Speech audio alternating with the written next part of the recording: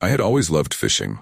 There was something peaceful about it, especially at night when the world was quiet. One Friday evening, I decided to go to Miller Lake, a spot I often visited.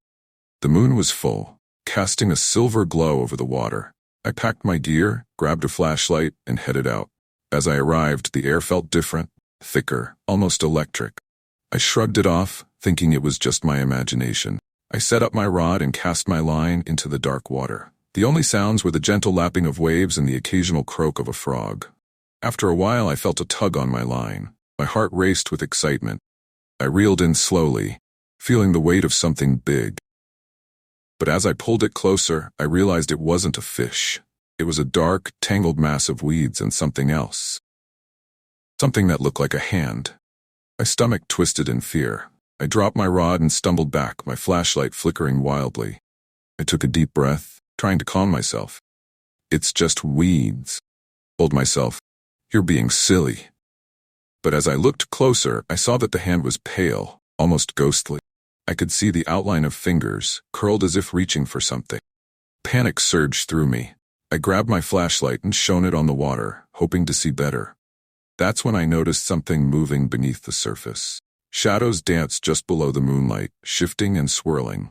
I squinted, trying to make sense of it. Suddenly, a face broke the surface. A woman's face, her eyes wide and filled with terror. I stumbled back, nearly losing my balance. "Help me," she screamed, her voice echoing in the stillness. "Please help me."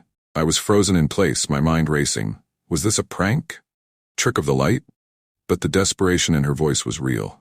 I took a step forward, my heart pounding. "What happened?" I shouted, but she only shook her head, her hair floating around her like seaweed. "Get me out," she cried, reaching out her hand. I could see now that her skin was slick and wet, glistening in the moonlight. I felt a strange pull toward her, a mix of fear and curiosity. As I leaned closer, the water around her began to bubble and churn. Something dark and massive was rising from the depth, blocking the moonlight. I stumbled back, my instincts screaming at me to run, but I couldn't tear my eyes away from her. "Please," she begged, her voice now a whisper. "You have to help me." Suddenly, the water erupted, and a monstrous shape lunged toward me. I turned to flee, but the ground felt slippery beneath my feet. I slipped and fell, my flashlight rolling away, casting eerie shadows around me. I scrambled to my feet, heart racing, and ran toward the shore.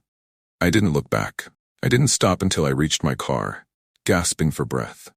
I drove away, the image of that woman's face burned into my mind. I never returned to Miller Lake, and I never went fishing at night again. Some things are better left in the dark.